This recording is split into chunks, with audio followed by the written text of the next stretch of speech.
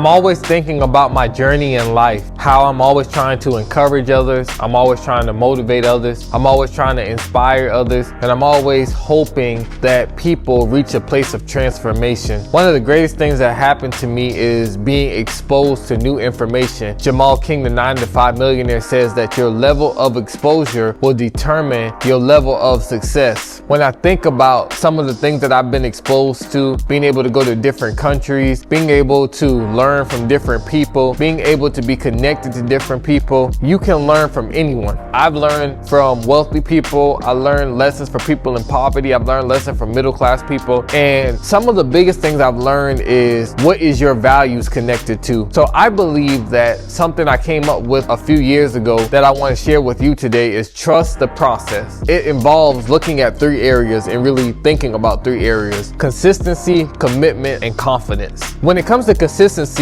I believe that James Clear does it best in the Atomic Habits. He identifies habit stacking. So you have to think about, what am I consistent in? Good things, or am I consistent in bad things? Am I consistent in productivity, or am I consistent in procrastination? Really break down the levels of consistency and learn how to work towards getting more stronger in your consistent things. For me, a consistent thing that I have to do in my life is prayer. A consistent thing I have to do in my life is take note. A consistent thing I have to do in my life is communicate with those connected to me that helps me be better in life. So some non-consistent thing that I try to stay away from is procrastination, time wasting. Try to be very careful of being consistent in areas that don't produce productivity, being consistent in areas that don't produce growth, being consistent in areas that don't produce a harvest. The basic instructions before leaving earth says, as a man soweth, so shall he reap. So what are you sowing? You got to ask yourself, what are the seeds that I'm sowing? Am I sowing good seeds? Am I sowing positivity? Am I sowing things that's going to benefit others and help others, that I shall reap a good harvest, that I shall reap a harvest of people who are growing in life, people who are developing in life, maturing in life? So you have to think about that when it comes to consistency. Consistency is showing up even when you don't feel like it,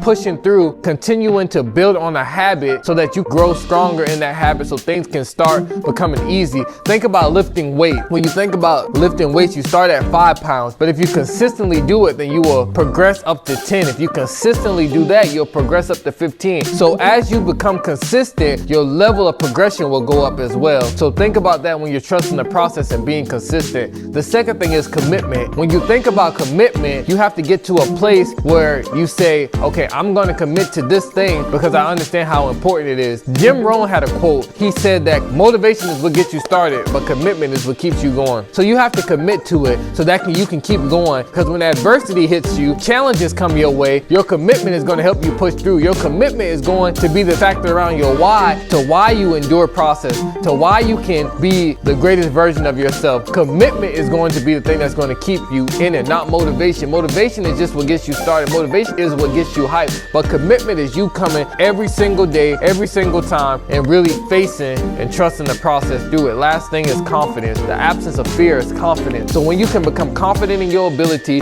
after you've been consistent, after you've been committed, then you can really start to grow and elevate. So be consistent and be committed, that it builds the confidence inside of you to know that you can do it, that it builds the confidence inside of you to know that you're able, that it builds the confidence inside of you that you can tap yourself on the chest and say, I'm confident in my ability, I'm confident in my gifts, I'm confident in my talent, I'm confident in who I was created to be, I'm confident in my purpose, I'm confident in my destiny. Be confident and know that you're trusting the process. As you trust the process, I advise you not to do 3 things. Don't lie to the process. Don't rush the process. Don't cheat the process. Trust the process.